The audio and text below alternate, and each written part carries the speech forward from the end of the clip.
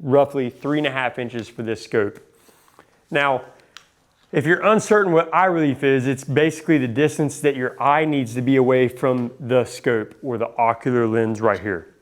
And if you're looking for more on that, then I highly encourage you to hop into the LRPRC 1 curricula. There's a video on that that explains eye relief and scope shadow, and we'll get into that. There's quite a bit more in this class that we're going to refer to LRPRC 1 as well, because we're going to go super into depth in that video, and we want you to look at that before you watch this video.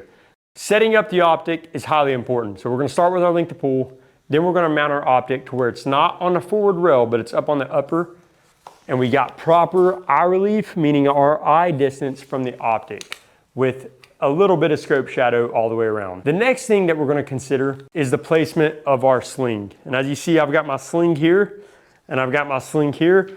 I've got it over the back and on the right side. And in LRPR or CMOP 2, we'll talk about why that is.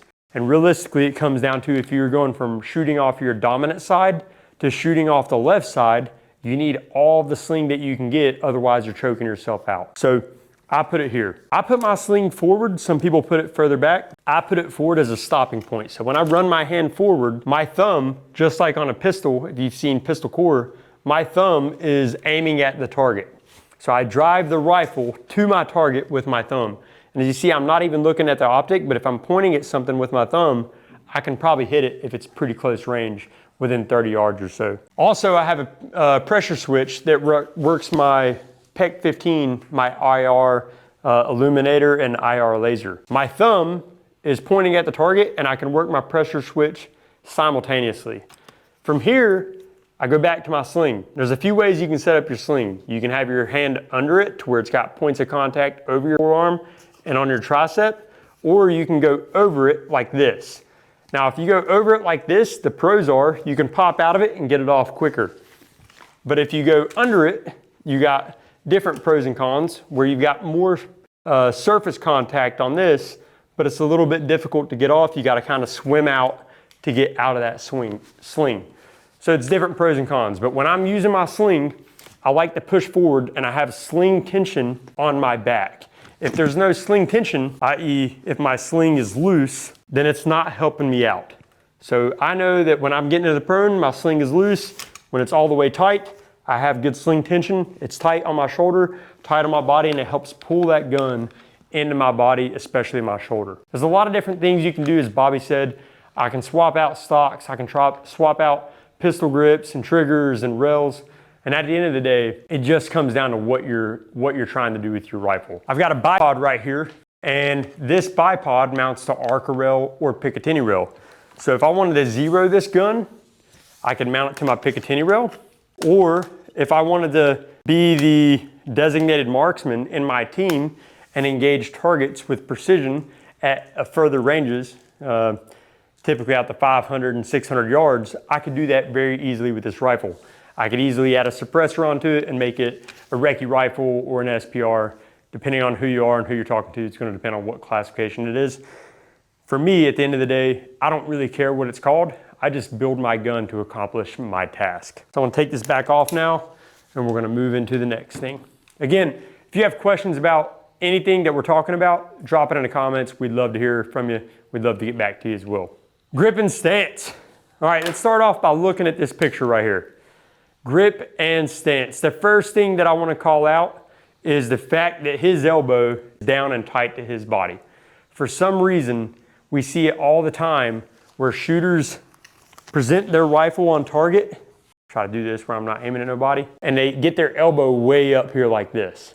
And I'd ask you, how many times have you went out and drank a bottle of water like this?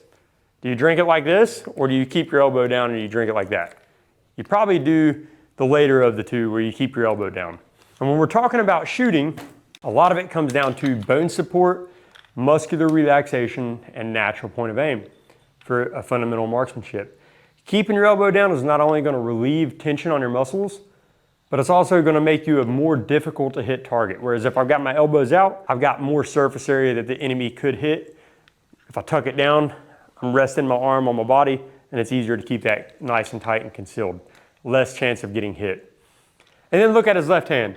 He's probably got a 15-inch rail, but notice what's at the end of it. A muzzle brake, and it's gonna blow gas out the side. So if you have that forward hand out too far, it's gonna hurt, it's gonna jack you up, right? So you don't want your hand out so far that it's grabbing that muzzle brake. Again, I use my Sling swivel as that point of no return. Sure, if I bring my stock in, I can grab my muzzle brake. I'm probably gonna get shot in the hand, and I'm definitely gonna get blast. So I don't want that. So I want that sling giving me that stopping point. That's the way that I prefer to set mine up. Now, grip and stance. First off, with your grip, you want your hand up high on the grip. A firm purchase with your fingers tight together, up on the trigger guard, fingers straighten off the trigger until you're ready to pull that trigger. But when we're talking about stance, we're talking about the fact that when you shoot, there's an explosion in this rifle. Every action has an equal, that's right, an opposite reaction. So when we shoot, there's an explosion happening and the energy is going to come back from this bolt through the buffer tube into the spring and into your shoulder. So you don't want your buttstock above your shoulder because the energy is going to take the path of least resistance and it's going to try to go straight up. Get it in your shoulder and ideally under your eye so you can drop straight into it like he is right here. Additionally, we don't want our hand so close in to where it's not doing much force. If you push that gun out, we're not locking our elbow out all the way, but if you push that gun out and you're driving the gun, you're gonna be able to manipulate it much more effectively. Again, our elbow from our firing hand is down. And last but not least, my stance is in a fighting stance.